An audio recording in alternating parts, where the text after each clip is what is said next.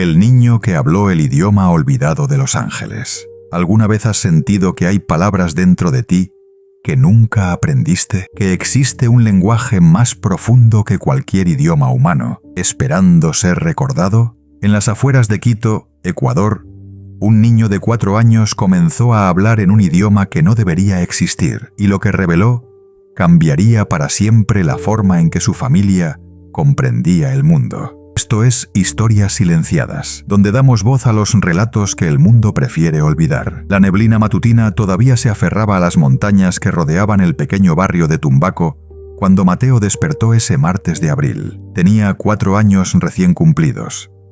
Cabello negro azabache y ojos oscuros que a veces parecían contener algo demasiado antiguo para su rostro infantil. Su madre, Isabel, preparaba el desayuno en la cocina de su modesta casa de 2 pisos, el aroma del café mezclándose con el aire fresco de la mañana andina. Lo que Isabel no sabía era que ese día ordinario estaba a punto de convertirse en el inicio de algo que desafiaría cada certeza que tenía sobre la realidad. Mateo bajó las escaleras descalzo, como siempre, frotándose los ojos con sus puñitos pequeños, pero cuando abrió la boca para saludar a su madre, las palabras que salieron no fueron español, no fueron ningún idioma que Isabel hubiera escuchado jamás. En Aishar Bel Moraz Kilenum Sazari, Isabel se dio vuelta, la cuchara de palo suspendida en el aire. ¿Qué dijiste, mi amor? Mateo la miró con esos ojos profundos, parpadeando como si acabara de despertar de un sueño muy largo.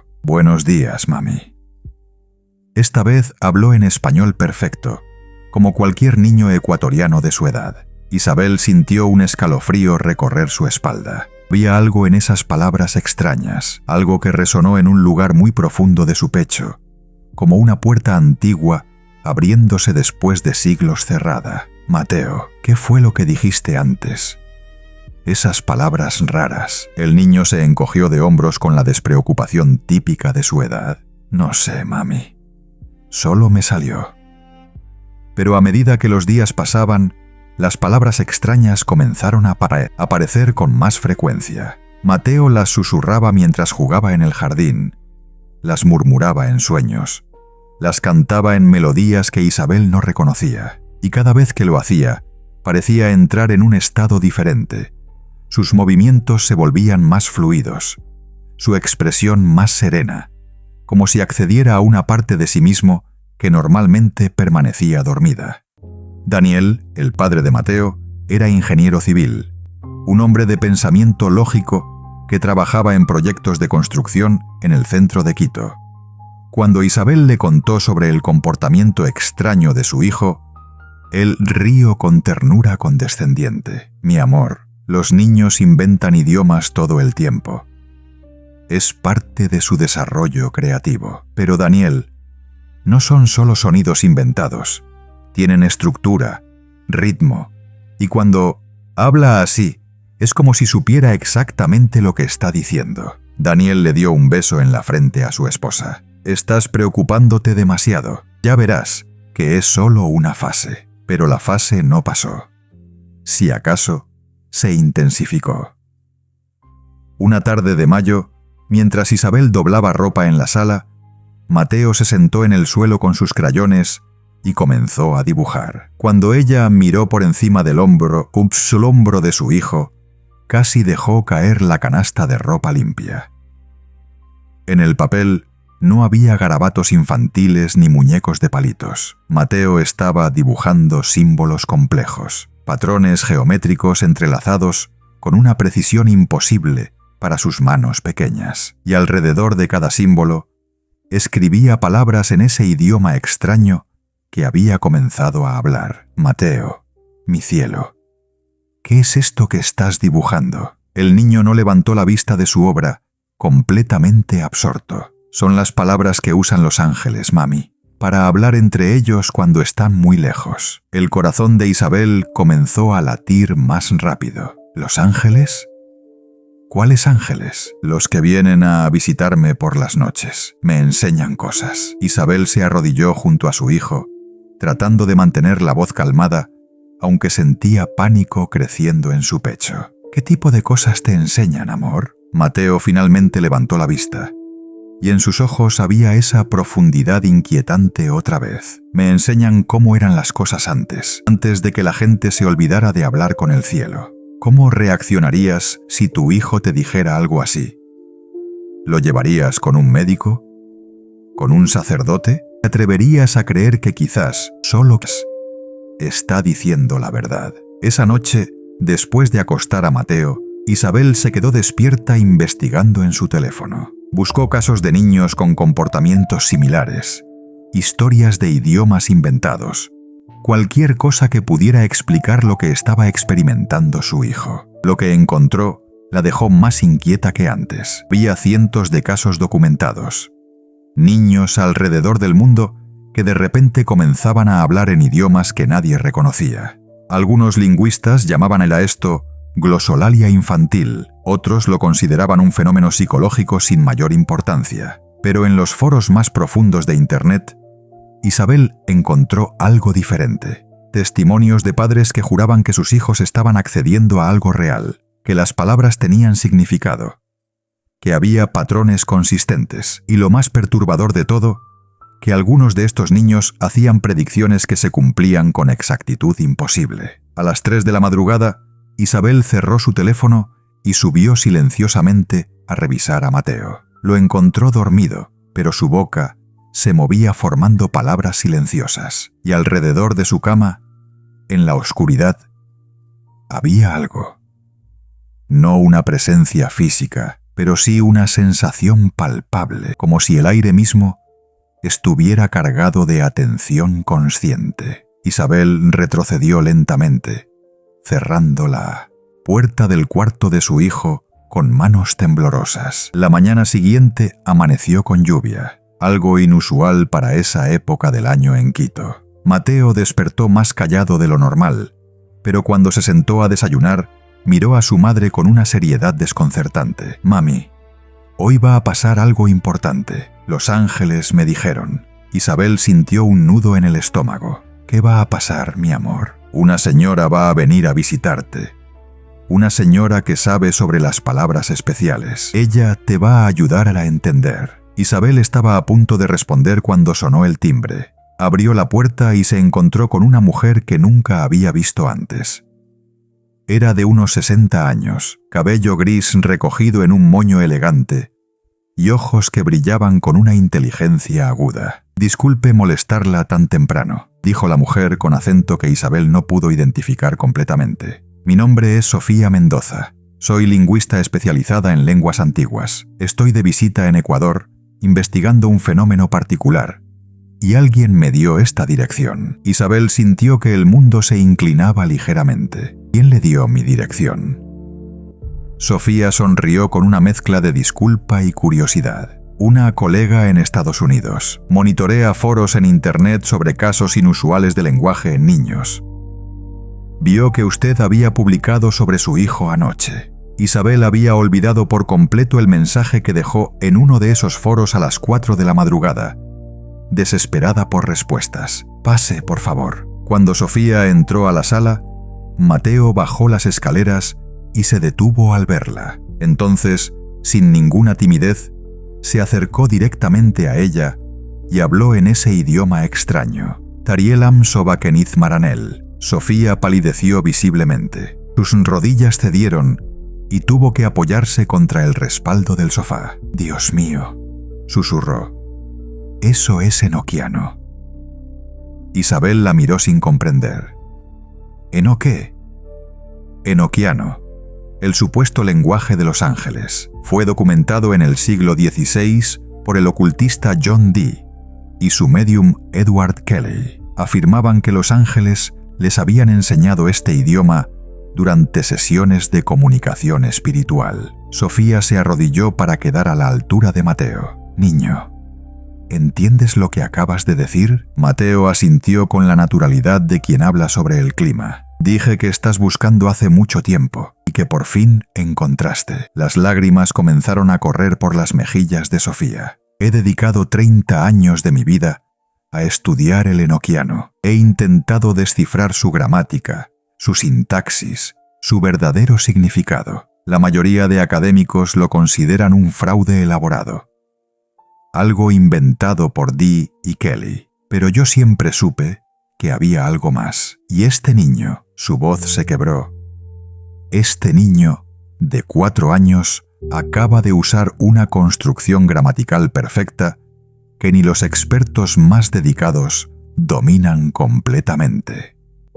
Si sientes escalofríos ahora mismo, imagina cómo se sentía Isabel, viendo cómo su mundo de certezas se desmoronaba frente a sus ojos. Durante las siguientes horas, Sofía realizó pruebas con Mateo. Le mostró textos en enoquiano de los manuscritos originales de John Dee. Mateo los leyó en voz alta sin esfuerzo, traduciéndolos al español con una fluidez que dejó a la lingüista sin palabras. Más impresionante aún, cuando Sofía le mostró versiones deliberadamente incorrectas, con errores introducidos por ella misma, Mateo los corrigió inmediatamente. «Esto está mal escrito», dijo señalando un símbolo específico. «Esta palabra no va aquí. Cambia todo el significado. Los ángeles no dirían las cosas así».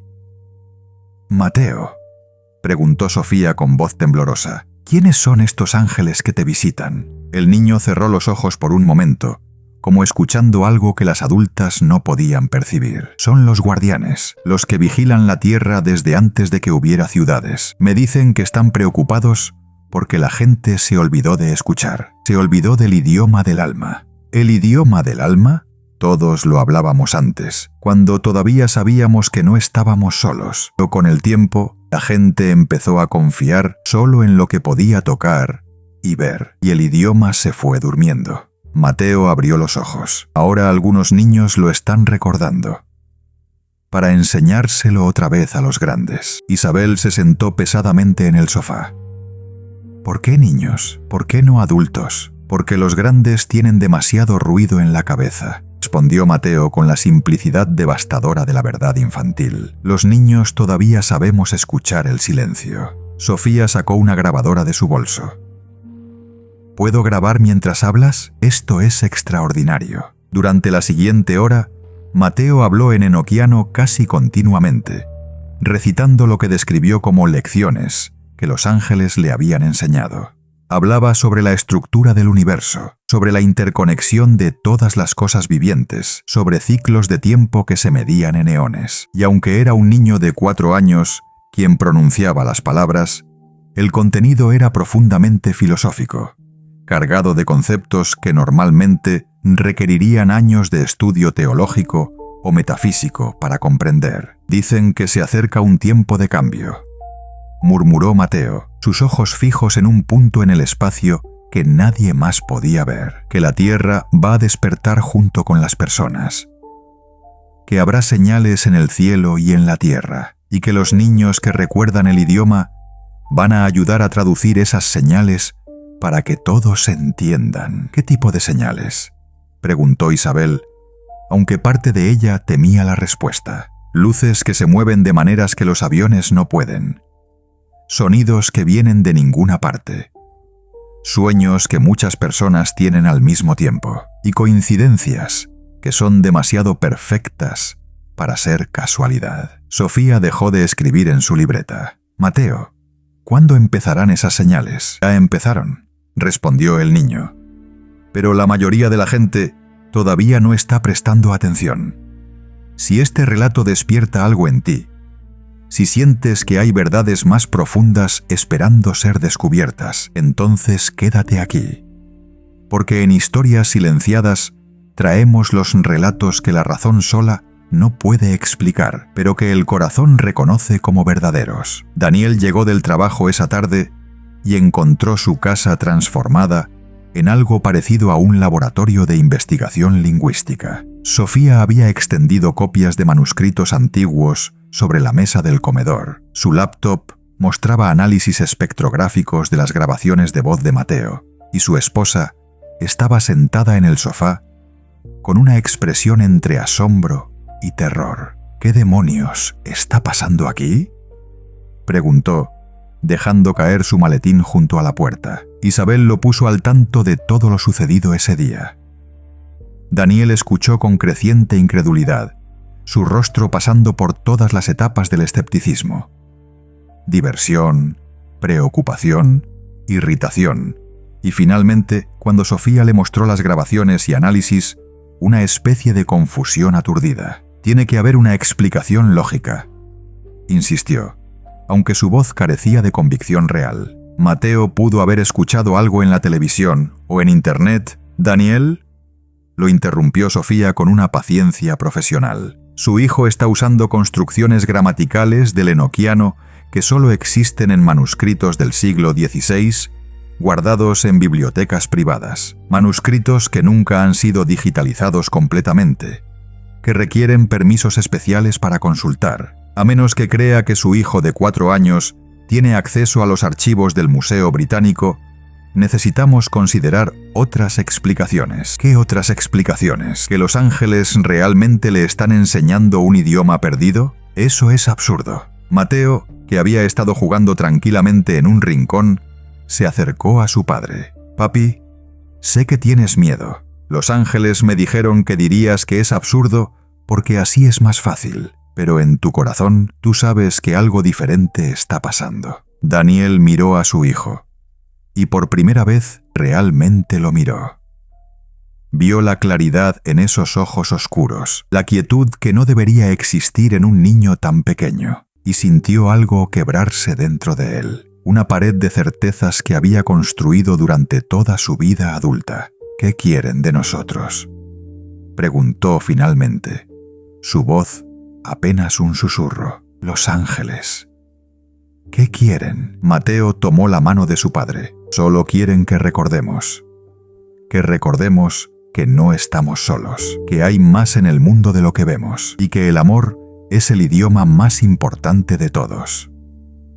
Esa noche, después de que Sofía se fuera prometiendo volver al día siguiente con más material de investigación, Isabel y Daniel se quedaron despiertos en su cama, hablando en susurros para no despertar a Mateo. «¿Crees que está en peligro?», preguntó Isabel. «¿Crees que deberíamos llevarlo con un médico, con un psicólogo?» Daniel estuvo en silencio por un largo momento. «No lo sé. Pero te digo algo. He trabajado con números y estructuras toda mi vida. Sé reconocer patrones. Y lo que vi hoy, lo que escuché en esas grabaciones, eso no es producto de una mente enferma. Es demasiado coherente, demasiado complejo. Entonces, ¿qué hacemos? Creo que hacemos lo único que podemos hacer. Seguimos escuchando. Y vemos a dónde nos lleva esto». A las 3 de la madrugada, ambos fueron despertados por un resplandor suave que venía del cuarto de Mateo. Corrieron por el pasillo y abrieron la puerta lentamente. Mateo estaba de pie en el centro de su habitación, los brazos extendidos, hablando en enoquiano, con una voz que sonaba multiplicada, como si varias voces hablaran a través de él simultáneamente. Y alrededor de él, flotando en el aire, había símbolos luminosos, los mismos que había dibujado en papel días antes, pero ahora brillando con luz propia. Isabel quiso gritar, pero ningún sonido salió de su garganta. Daniel la sostuvo, ambos paralizados por el asombro y el miedo. Entonces Mateo se volvió hacia ellos, y sus ojos brillaban con esa misma luz dorada. «No tengan miedo», dijo, pero no era solo su voz, era su voz mezclada con otras, antiguas y hermosas. «Esto es solo el principio. Hay otros niños como yo despertando. Pronto, muchos niños, y cuando seamos suficientes, el mundo finalmente recordará lo que olvidó». Los símbolos luminosos se desvanecieron gradualmente, y Mateo volvió a ser solo un niño de 4 años, bostezando y frotándose los ojos. «Tengo sueño», murmuró, trepando de vuelta a su cama. Isabel lo arropó con manos temblorosas, besando su frente. Para cuando salió del cuarto, Mateo ya dormía profundamente, como si nada extraordinario hubiera ocurrido. Durante las siguientes semanas, la casa se convirtió en un punto de peregrinación para investigadores. Sofía trajo colegas, lingüistas especializados en lenguas muertas, antropólogos, incluso un par de teólogos que estudiaban textos apócrifos. Todos llegaban con escepticismo y se iban con sus paradigmas completamente sacudidos. Mateo les hablaba con paciencia infinita, respondiendo preguntas, traduciendo textos, explicando conceptos que habían confundido a académicos durante siglos, pero siempre mantenía su esencia de niño, pidiendo descansos para jugar con sus juguetes, quejándose cuando tenía hambre, riendo con la alegría pura de la infancia. «Es como si fuera dos personas», comentó uno de los teólogos, «el niño y el mensajero, coexistiendo en armonía perfecta». Y entonces empezaron a llegar las noticias de otros niños. Un niño de 5 años en Barcelona comenzó a hablar enoquiano sin ningún tipo de entrenamiento. Una niña de 6 en Tokio dibujaba los mismos símbolos que Mateo. Un niño de 3 años en Sudáfrica recitaba pasajes completos de textos que ni siquiera habían sido completamente traducidos. Podría ser coincidencia, o estaba sucediendo algo más grande, algo que trascendía las fronteras y las culturas. Sofía coordinó con investigadores alrededor del mundo, documentando cada caso. Los patrones eran innegables. Todos los niños reportaban visitas de seres luminosos que ellos llamaban ángeles, guardianes, maestros de luz. Todos hablaban sobre cambios inminentes en la Tierra. Todos usaban el enoquiano con la misma fluidez imposible. «Esto es global», le dijo Sofía a Isabel una tarde de julio, mientras Mateo jugaba en el jardín. «No son casos aislados. Es un fenómeno sincronizado. Es como si algo o alguien hubiera decidido que era momento de activar estos niños simultáneamente».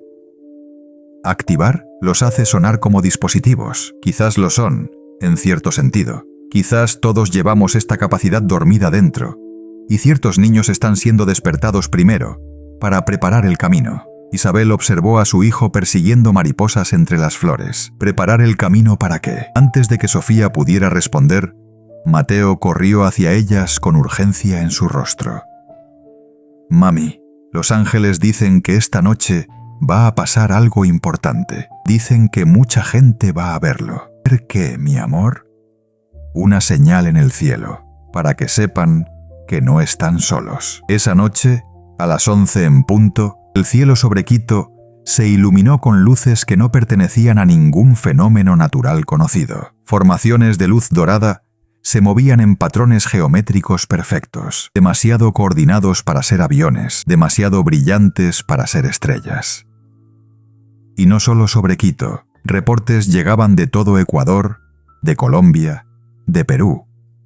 Las redes sociales explotaron con videos y fotografías. Mateo observaba desde la ventana de su cuarto, sonriendo. «¿Ven? Les dije que iba a haber señales». Isabel lo abrazó desde atrás, observando las luces imposibles bailar sobre su ciudad. «¿Qué significan, Mateo? ¿Qué están tratando de decirnos?» El niño cerró los ojos, escuchando algo que solo él podía percibir. «Dicen que el idioma que olvidamos no era solo palabras, era una forma de ver el mundo. Una forma de recordar que somos parte de algo infinito, que los niños como yo estamos aquí para ayudar a todo el mundo a recordar ese idioma otra vez. ¿Todos lo recordarán?» Mateo abrió los ojos y la miró con esa profundidad antigua. «Solo los que quieran, los que tengan el valor de dejar ir las viejas formas de pensar. Los ángeles dicen que no pueden forzar a nadie, solo pueden mostrar el camino». Las luces en el cielo duraron exactamente 30 minutos y luego se desvanecieron, dejando el cielo nocturno normal, estrellado, silencioso. Pero algo había cambiado. Isabel lo sintió en su pecho, como si una puerta que había estado cerrada toda su vida se hubiera entreabierto apenas, dejando entrar un rayo de luz de un sol que nunca había visto. En los meses que siguieron, Mateo continuó siendo el puente entre mundos. Sofía publicó papers que sacudieron la comunidad académica. Algunos la ridiculizaron.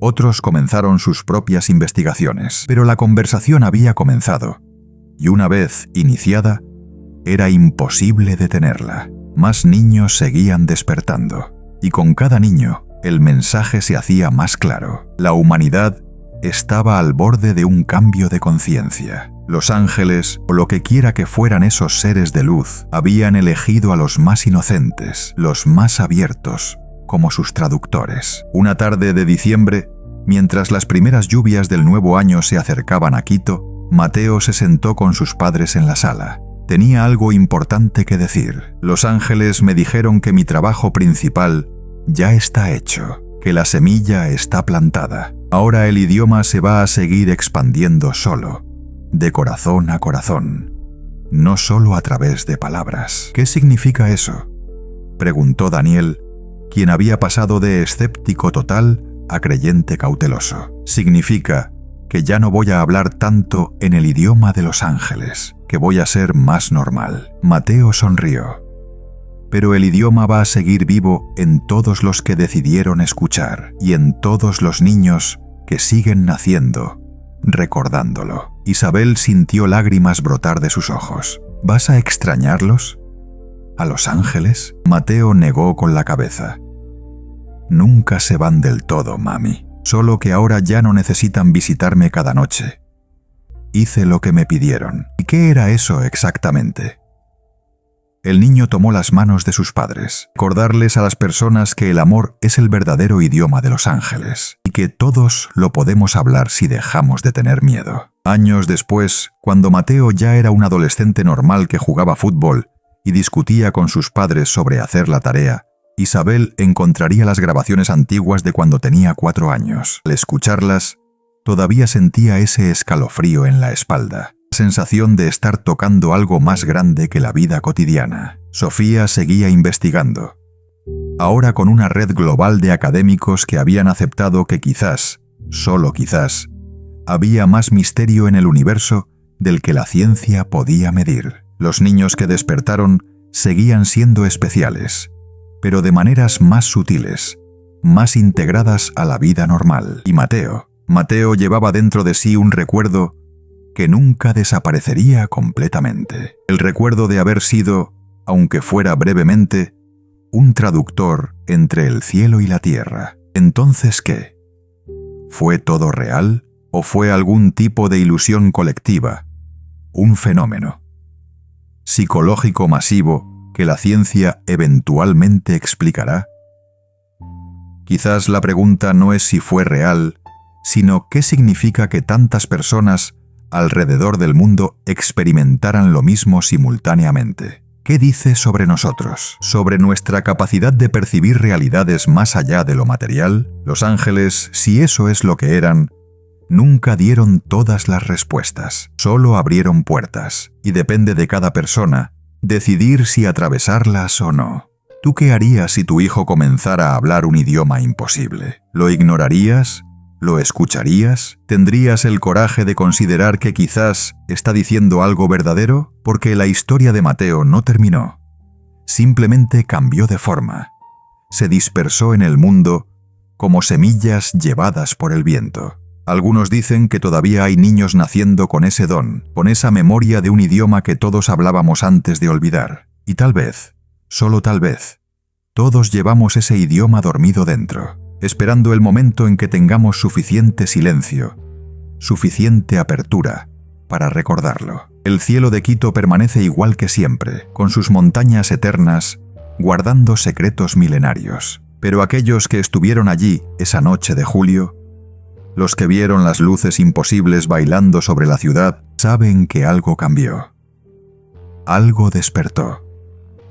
Y una vez que despiertas, no puedes volver a dormir completamente. La verdadera pregunta no es si los ángeles son reales. La verdadera pregunta es, ¿estamos listos para escuchar lo que tienen que decirnos? Si esta historia removió algo dentro de ti, si sientes que hay más verdad entre el cielo y la tierra de lo que tu razón puede aceptar, entonces sigue buscando. Porque las respuestas no están en libros ni en laboratorios. Están en ese espacio silencioso entre tus pensamientos, donde el idioma olvidado todavía susurra, esperando ser recordado. Y cuando finalmente lo recuerdes, sabrás que nunca estuviste solo, que nunca lo estuviste, que siempre hubo voces llamándote desde más allá del velo, usando el único idioma que realmente importa. El lenguaje del alma despierta. ¿Estás listo para aprender a hablarlo otra vez? Si esta historia te atrapó, si algo dentro de ti resonó con estas palabras, entonces no te pierdas los próximos relatos. Suscríbete ahora, porque en Historias Silenciadas seguimos revelando los secretos que el mundo no se atreve a contar. Y quién sabe, quizás el próximo misterio te esté esperando a ti.